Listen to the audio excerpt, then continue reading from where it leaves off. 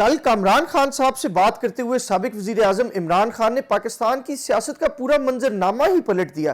جب انہوں نے انڈائریکٹلی پاکستان کے army chief general Qamar Javed Bajwa صاحب کو ایک ایکسٹینشن کی پیشکش کی، اور ان کا یہ کہنا تھا کہ جو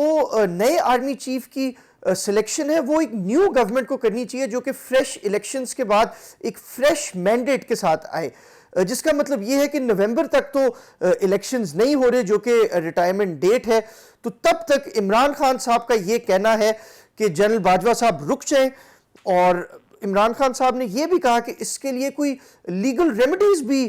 نکل سکتی ہیں اور کانسٹیٹیوشنل ایکسپرٹس کو بٹھایا جا سکتا ہے کہ کسی لیگل پروویژن کے تحت یہ ایکسٹینشن دی جائے۔ یہ ایک بہت حیران کن بات تھی کیونکہ اپریل میں جب سے خان صاحب کی حکومت گئی ہے تب سے پی ٹی آئی ایک منظم کیمپین چلا رہی ہے پاکستان کی آرمی لیڈرشپ کے خلاف، چیف آف آرمی سٹاف اور ڈی جی آئی اس کے پرائمری ٹارگٹس، اور ٹویٹر پہ بھی ہم نے دیکھا ہے کہ ایسے غیر مناسب اور اینٹی اسٹیٹ ہیش ٹیگز کچھ P T I social media cells کی طرف سے یوز کیے گئے ہیں جس میں ڈائریکٹ آرمی چیف کو نہ صرف ٹارگٹ کیا گیا بلکہ یہ امپلائی کیا گیا کہ آرمی چیف خود ایک ٹریٹر ہے۔ ایک بہت بڑا یو ٹرن لیتے ہوئے خان صاحب نے پھر جنرل باجوہ کو ایک اولیو برانچ ایکسٹینڈ کیا ہے، اور جتنے پاکستان کے پولیٹیکل اینالسٹس ہیں، سیاسی لیڈرشپ ہے، وہ ہکا بکا رہ گئی کہ کیسے خان صاحب پہلے اسٹیبلشمنٹ کے خلاف، فوجی قیادت کے خلاف ایک محاذ بنا رہے تھے، اور جب ان کی اسٹریٹجی نہیں چلی، جب وہ فریش الیکشنز کی کال ان کی نہیں سکسیسفل ہوئی، نہ ان کی یہ پروٹیسٹ موومنٹ چلی، نہ آزادی مارچ چلی، تو انہوں نے یہ بہتر سمجھا کہ وہ جنرل باجوہ کو انڈائریکٹلی کامران خان جو اسٹیبلشمنٹ کے ایک بہت قریب ترین جرنلسٹ سمجھے جاتے ہیں ان کو انٹرویو دیتے ہوئے ایسی پیشکش کریں۔ کچھ دن پہلے خان صاحب نے ایک بات کی تھی کہ جو نیا آرمی چیف اپوائنٹ ہوگا اگر وہ نواز شریف یا زرداری صاحب اپوائنٹ کریں گے تو وہ ان کا فیورٹ ہوگا اور وہ ملک کے ساتھ سنسیئر نہیں ہوگا، تو اس سٹیٹمنٹ کے بعد آئی ایس پی آر نے بھی ایک بیان دیا تھا۔ اب خان صاحب کہہ رہے ہیں کہ ایسی کوئی لیگل پروویژنز نکالی جائیں جس سے جنرل باجوہ رک جائیں، تو ایسا نظر آ رہا ہے کہ خان صاحب آرمی ہائی کمانڈ کے اندر تھوڑی سی انسٹیبلٹی کریٹ کرنا چاہ رہے ہیں، یا یہ ایک موقف دینا چاہ رہے ہیں کہ وہ کچھ لوگوں کے لیے ایکسیپٹیبل ہو سکتے ہیں، کچھ لوگوں کے لیے ایکسیپٹیبل نہیں ہے، لیکن اس طرح کی پالیٹکس آرمی چیف کی ایکسٹینشن یا نئے آرمی چیف کی اپوائنٹمنٹ سے ادارے کو کیا اثرات ہوں گے؟ کیا یہ پازیٹیو اثرات ہوں گے یا نیگیٹو اثرات ہوں گے؟ وثوق ذرائع کا یہ دعویٰ ہے جس کے اندر ایک فیڈرل منسٹر بھی شامل ہے کہ پاکستان کے army chief general Qamar Javed Bajwa تو ایک نئی ایکسٹینشن کے لیے انٹرسٹڈ ہی نہیں ہے، اور ہمیں یہ بھی معلوم ہوا ہے کہ جنرل باجوہ صاحب کا ایک نیا گھر بھی اس وقت زیر تعمیر ہے اور وہ آلموسٹ کمپلیشن کی طرف جا رہا ہے، اور جنرل باجوہ نے پرائیویٹ میٹنگز میں اس خواہش کا اظہار کیا ہے کہ وہ اپنے نئے گھر میں موو ہونا چاہتے ہیں اور ان کا ایکسٹینشن کا کوئی ارادہ نہیں۔ اس سے پہلے بھی D G I S P R major general Babar Iftikhar نے بڑا کیٹیگوریکلی، بڑا ان ایکویوکلی یہ بولا ہے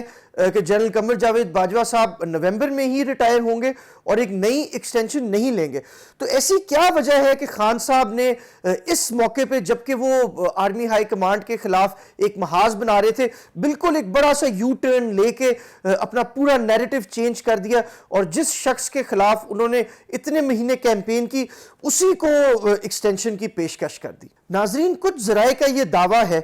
کہ میاں نواز شریف صاحب اس پوری سیاسی سچویشن پہ بہت زیادہ خوش نہیں ہے، اور وہ یہ سمجھتے ہیں کہ ان کا جو پولیٹیکل کیپٹل ہے اس کا بہت زیادہ نقصان ہو گیا ہے یہ بیچ میں پی ایم ایل این کی گورنمنٹ بنا کے۔ اور وہ ایک اور بات بھی کلیم کرتے ہیں کہ جو میاں نواز شریف صاحب ہیں انہوں نے نہ پہلے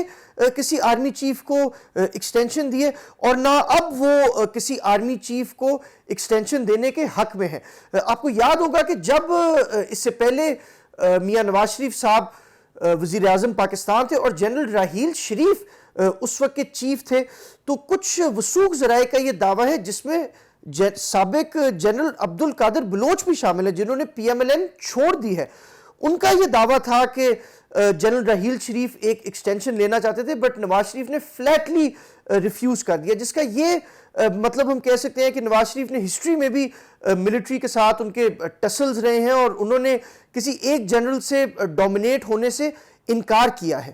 تو کچھ لوگوں کا یہ دعویٰ ہے کہ کیونکہ نواز شریف صاحب کی طرف سے یہ سگنلز لندن سے آ رہے تھے کہ اگر کوئی ایکسٹینشن کی بات کی جائے تو اس کو اگنور کرنا ہے، اس کو انٹرٹین نہیں کرنا، تو خان صاحب نے اس سچویشن کا فائدہ اٹھاتے ہوئے ایک طرح سے کیپٹلائز کرنے کے لیے